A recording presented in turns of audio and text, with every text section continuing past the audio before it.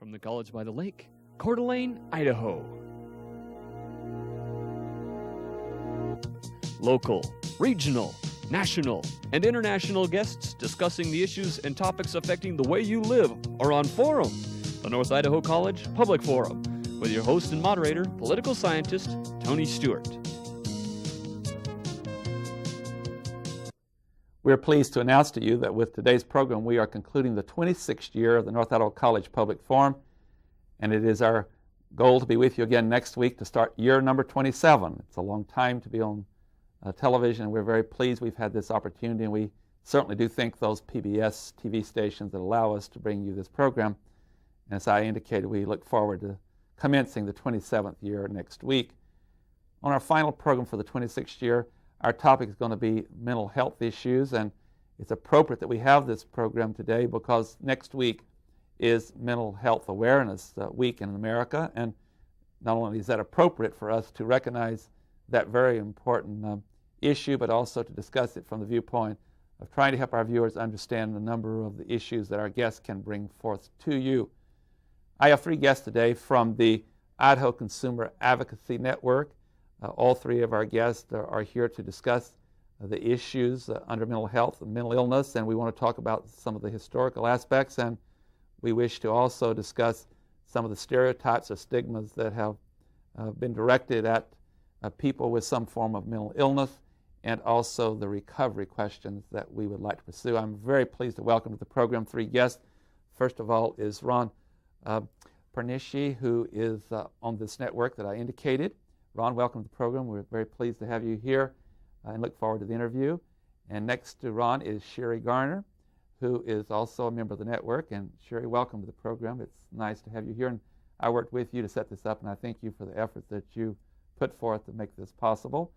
And our third guest is Richard SCHMIDT, who is also a member of that same network. And Richard, welcome to the program. We look forward to today's interview. Thanks, in fact, I'm going to start my first question with you, Richard. Okay. Before the program, we talked about the areas that each of you were most familiar with and would like to cover. And would you start out by explaining to us what is the Idaho Consumer Advocacy Network and some of the historical factors that brought this group about and why you wanted to do this and why you are needed as other such organizations operate in other states of our country? Well, Idaho Consumer Advocacy Network actually got started about 10 years ago in 1988 with a group of consumers down at our rehab center in Coeur d'Alene. And what happened was it was a national part of a national movement that was getting started in the country at the time. And several consumers decided to get together and follow other leaders around the country and start their own group. So we started out by raising money so that we could go to a national convention, and that's kind of how it got started. And one of the big issues back then was the jailing of the mentally ill under protective custody, which was our big issue. And we worked for several years on that until in 91, the 1099 was passed, and that was our big accomplishment. And that kind of spurred on a lot of local groups around the state and also the Consumer Advocacy Commission, the statewide group. So that was kind of it was kind of a major issue that got us started. That often happens to organizations for one issue, but then once it's successful, you broaden into a number of issues. Is that the same in the case of this and other organizations around the country? We've broadened into a lot of other issues. One of the issues that we worked on a lot is housing. Another issue that we worked on a lot is respite care. There's some other issues like Medicaid, what Medicaid pays for, what it doesn't pay for. Certain rights issues, maybe there was some issues around when after jail or after 1099 was passed, mentally ill people were still jailed. For our viewers who don't know what 1099 is. 1099 is the state bill that outlawed or made it against the law for the police to hold mentally ill people in protective custody in jail. When they're held in protective custody, from on now they have to be held in the hospital if they're mentally ill, unless they have committed a crime. If they've committed a crime, then they have to go to jail too. But just for the sake of protective custody, they have to be held in a hospital. Our program is broadcast in other states other than Idaho, and so that we can serve all of our viewers, I appreciate if you would talk a little bit about networking beyond Idaho and into other states. And I know these kind of projects are taking place around the country.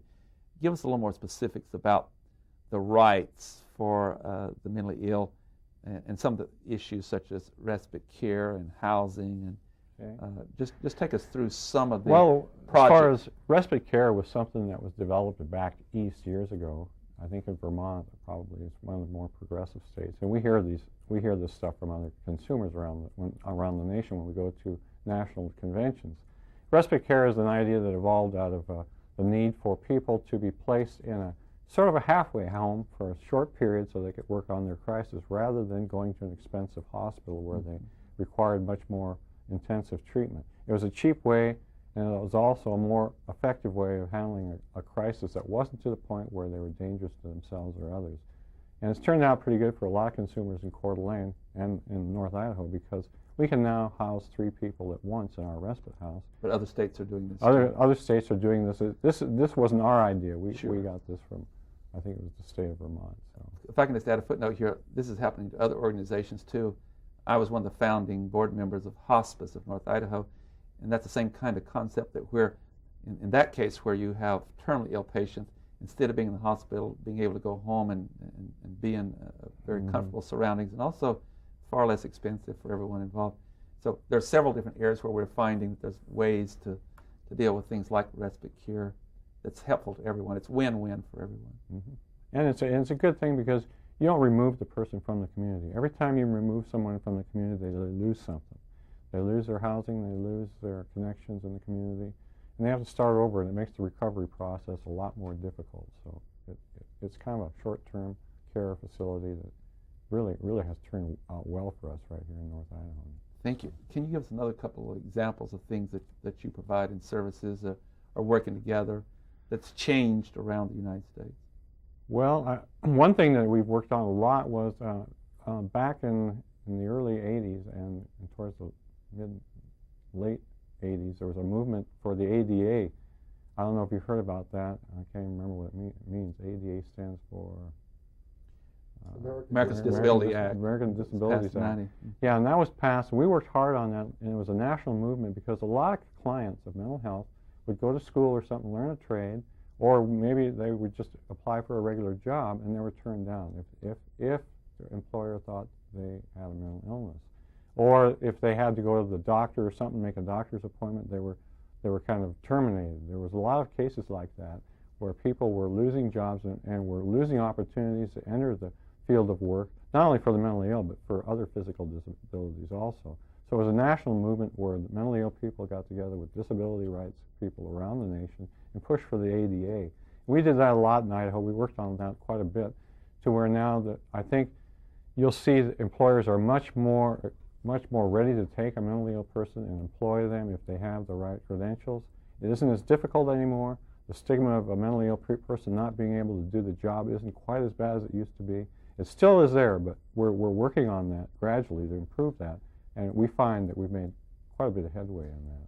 With such legislation as the Americans with Disability Act, and it covers other things other than the subject we're addressing, it does raise awareness as the law is implemented.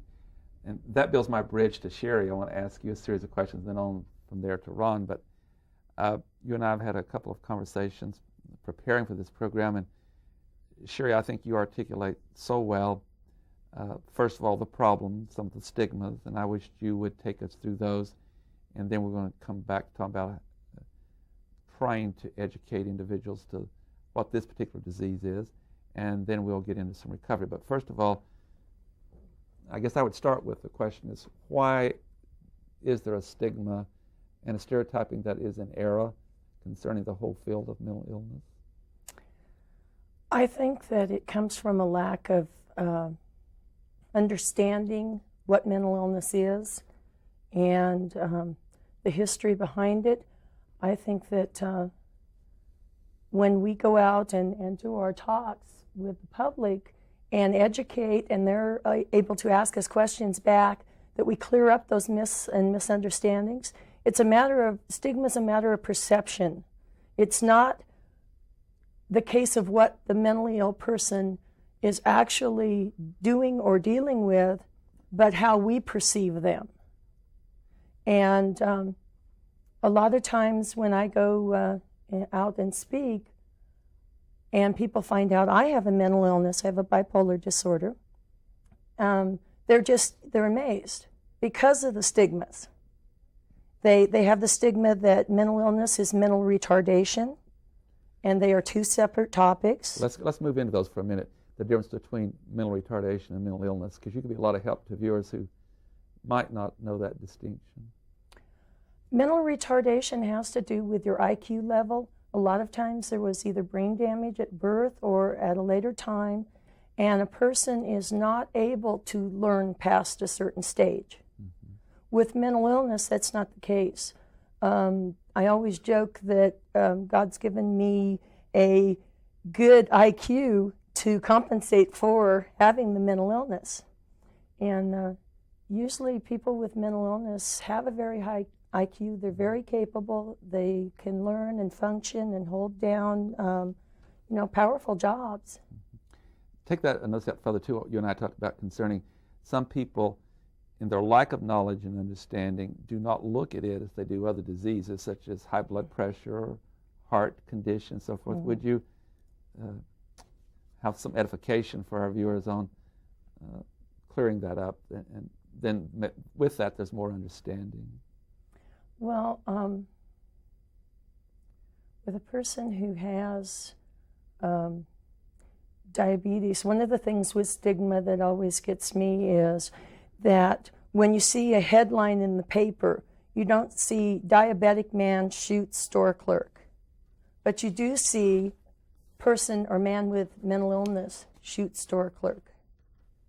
And there's the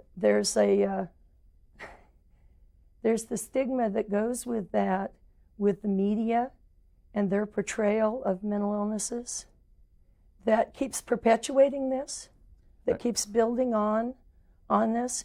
And instead of the education of showing where mental illnesses are biological brain disorders, and there's a physical cause and cure of these disorders. And just the same way with someone who has diabetes, who they can take their treatment and live a perfectly healthy, normal life as long as they have the treatment, then the same follows through with persons with mental illness. Certainly we've been hearing a lot about that recently, such areas as manic depressive. We know that there's a chemical imbalance, which you say is a physical factor, and that with certain medications you can get that chemical balance back, and it's like you're saying, like treating diabetes or whatever. I'm going to quote a person who's very involved in this field and then get you to react to that, because I want to move. You've done a real excellent job talking about the stereotypes, and I want you to share with us some about what that does to the individual. You handle it really well. I know you well enough to know that you've dealt with, and you can help a lot of people by handling it so well. But let me quote the founder of Project SHERI, and he was director of the National Mental Health Consumer Self-Help Clearinghouse, Joseph Rogers, that you're familiar with. He once said, "You feel bad about yourself because of what you see in the media. You want to hide because you have internalized the labels and the bad-mouthing. You then begin to suffer low self-esteem, fear, and anxiety, which is more damaging than anything else." So please help all of our viewers again by indicating, and maybe all three of you would like to address this particular question, the experience you've had from the stereotyping. And I know his words are very clear, but I would like for you to elaborate upon those. Well, we've come a long, long way in the treatment of mental illnesses, and there are a lot of medications out there now that persons with mental illness can take, that they can live a normal, healthy life. But the one thing that stops them from getting that treatment is the stigma. And if you are sitting on the bus beside someone on your way downtown shopping, and they say, well, all those crazies should be taken and locked up and locked away from society, you're not likely to stand up and say, oh, I have a mental illness. And you're certainly not likely to go and get treatment where someone might find out that you have this illness. Mm-hmm. And that stops a lot of people from getting that treatment that is out there available. And then creates more problems for them from the physical perspective as well as other factors. Ron, would you like to address that? And how does, in the experience you've had with other people and so forth, what can we say to be helpful? What it does to individuals? Just like there's other areas. If we get into the area of human rights and discrimination based on color, race, something, what that does too when one becomes a victim of the prejudice itself. Well, you get you get a bad self-image because the only thing that comes at you is negativity. So I haven't had too much of a problem with it myself, although I am a little leery sometimes of telling people I have a mental illness just in a casual everyday conversation. But certainly if all the news media that ever comes at you is negative, then that affects you in a negative way too. But I think treatment is a better alternative than ignorance. And with treatment, people can live a normal, healthy life. And I think that's the biggest misconception that's out there, that we don't, although you may not be able to cure the disease, you can be able to treat it. And with treatment, you can live a healthy, normal, productive life. Sure. Richard, would you like to add to what they're saying concerning? Well, you know, when I think about stigma and I think about the media, it reminds me of the other morning I was talking to SHERI about this last night when I got up and got ready for work. And the announcer on a local radio station announced that this is Mental Health Month. And they were joking back and forth. One announcer said to the other, "Well, that's something you need, Harry," or something like that. And he says, "No, that's something you need. You're more schizophrenic than I am today," or something like that. And they were joking around. Well, I laughed a little bit, but then I thought about it. Here I was shaving, and I was thinking about, you know, that it does.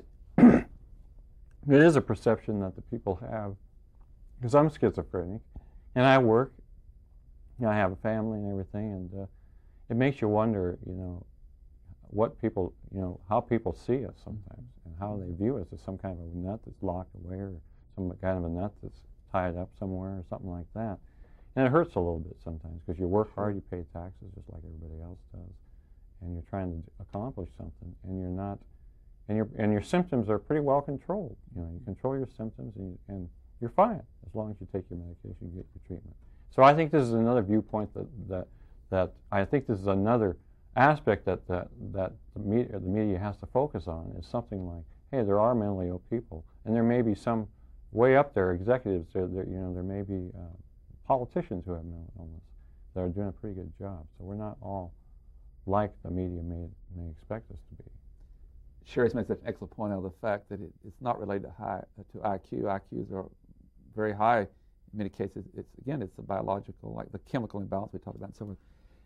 SHERI, would you give us some examples, because you gave those to me earlier, and I think that would be helpful too, that when you're talking to some people and they find out that you have a mental illness, how they respond to, even when they're trying to be supportive and helpful, and would you help those individuals to react to you in a different way? Well, I think that, you know, this is a really important issue, and there are times to fight.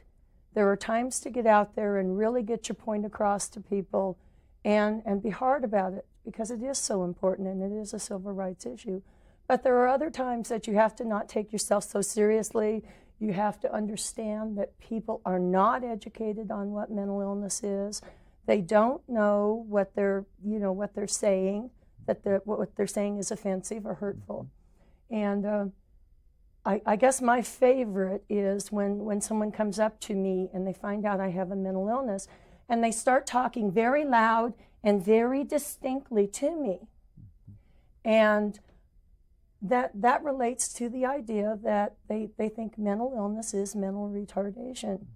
And but I still don't know what the loudness is referring to, because I don't think mental illness causes deafness as far as I'm aware of. Right.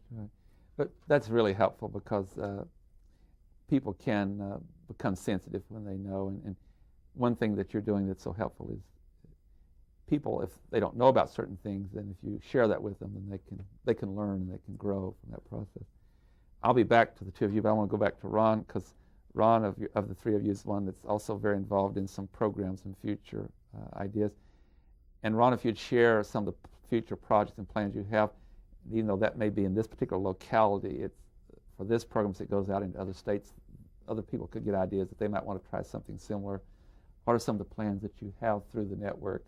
Well, we're involved ICANN is going to be involved with the law enforcement project, where they have a nurse, a consumer, and a social worker going to the various law enforcement officers we approached them, and they were very interested, and they're going to be presenting different ways of handling the arrest with mental illness. There's various similar behavior, but caused by different things that that this project is going to help teach the law enforcement officer. For example, a person with mental illness could be out in the hot sun, and he might have a similar behavior as a person who's drunk. He's not really drunk. He's in the sun, and he could be non-compliant with the officer's instructions to do whatever the officer is saying to him at the time, and he won't be able to comply simply because he has a mental illness. Now, the officer may take that as non-compliance and arrest him, stick him in the car, and hold him in jail without realizing that this individual has a mental illness. That's just one example. Another presentation they'll be doing to the officers is, once they're at the jail, the jailers actually, how to distinguish if a person does have a mental illness, so they can get treatment while they are behind bars, and have the proper medical attention that the individual needs at the time. Another thing we're planning to do more and more is coalition building with other groups in the local area. The local NAMI group, bipolar group, and the regional advisory, Region 1 Mental Health Advisory Group. So we can become a bigger force and a bigger voice to set our own agendas and complete those. You made me think of something else too. When you're networking, your network networks.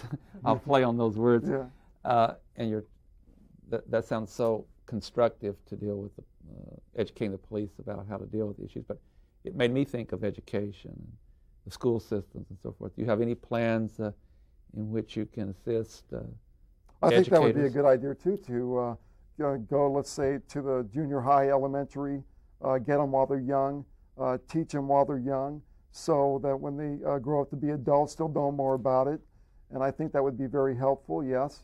And that could be another thing we could probably do. I was thinking of workshops for teachers, where teachers could, some of the things you shared here today, if those teachers are informed that, they can take that back to the classroom, and the younger that we teach people about the sensitivity to all these issues, the more that the world will be different in the future. Sherry, you want to join in? The problem with that, Tony, is where the stigma comes in. Schools do not want to deal with this issue. They do not want to even look at it.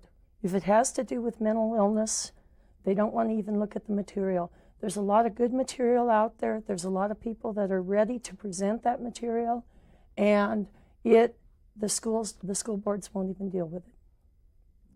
And here again we have the issue of being able to have children have mental illness also. It's not just a disease that is with adults.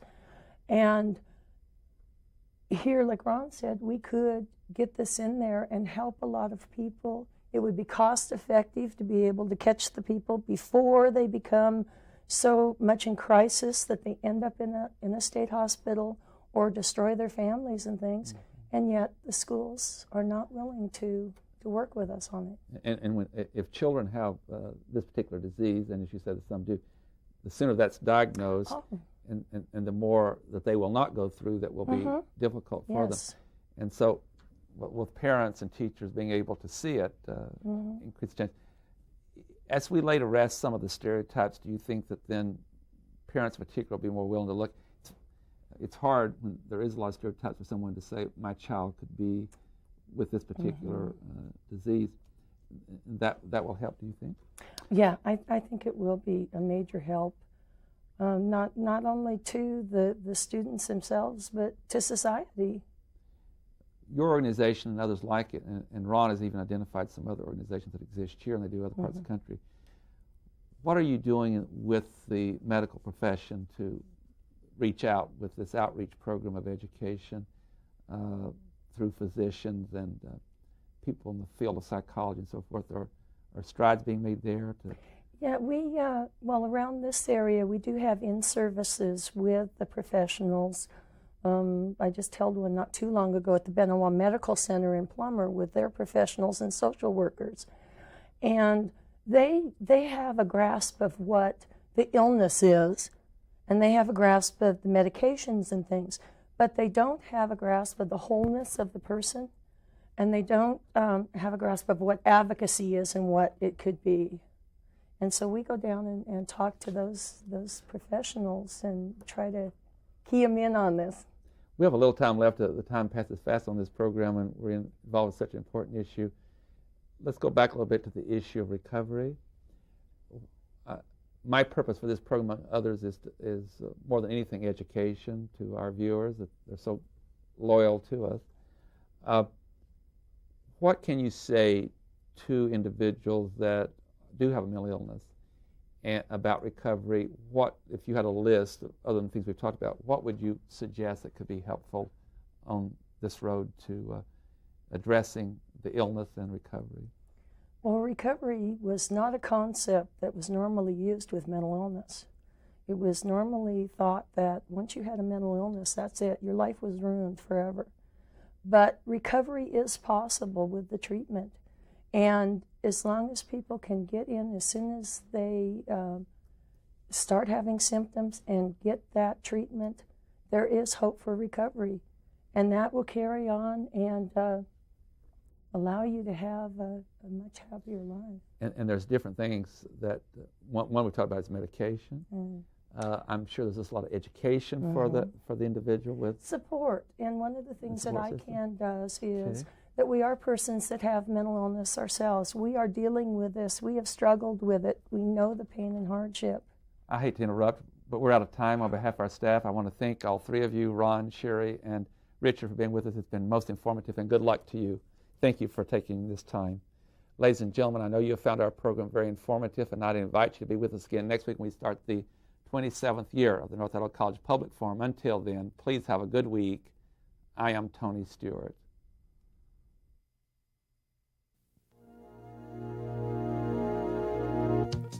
The North Idaho College Public Forum was videotaped live from the studios of Instructional Technology on the campus of North Idaho College for viewing at this more appropriate time.